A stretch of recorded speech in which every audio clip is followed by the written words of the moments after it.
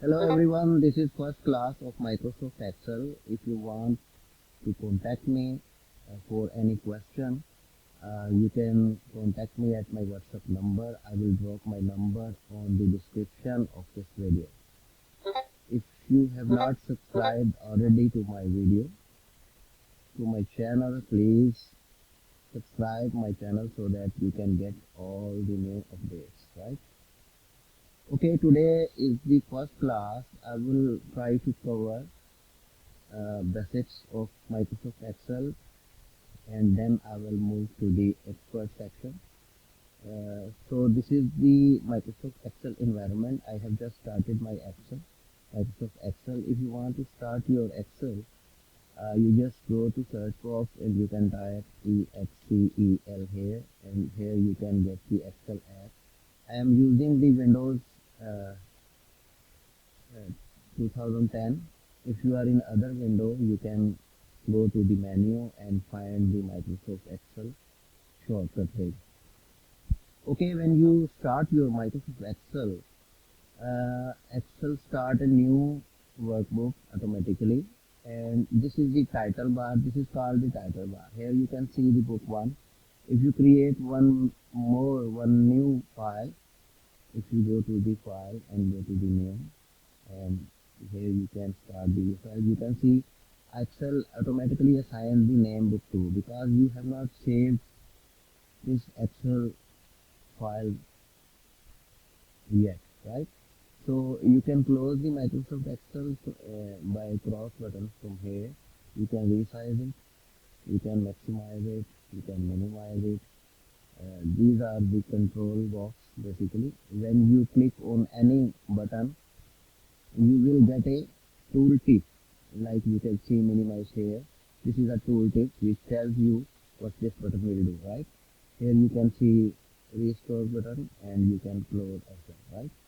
So if you want to save the file, you will go simply file and click save, and here you will choose the location where you want to save this file. You can choose this PC and go to documents, and wherever you want to save the file, double click and it will ask you the file name. Here I can say I'm saving the file Class-1, right? CLASS1. And I can see all the folders of my hard drive here. I can choose C, D, E, or whatever drives I will have. I will click on save, and this way I can save the file. Now when I save the file, you can see the name Class-1 on the title bar. This is the title bar where you can see on which file you are working, right? So let's see of here are the columns. These are the columns, right? A, B, C, D. You can see the column header. This is called the column header, and this is the row headers and rows 1, 2, 3, 4. If you want to go to the end of the row, you can press the end button.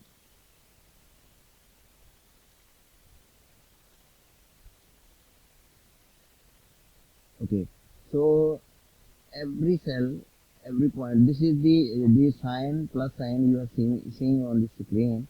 This is a pointer basically. If you click the pointer anywhere, you will see there will be two addresses, one for the column and one for the row. Right now this is K7, K7, right? This is the column and this is row, it's K7. If you will click here, you can see E and 5. This is the column E and this is the row 5. So you can see the address here as well, E5, right? So like if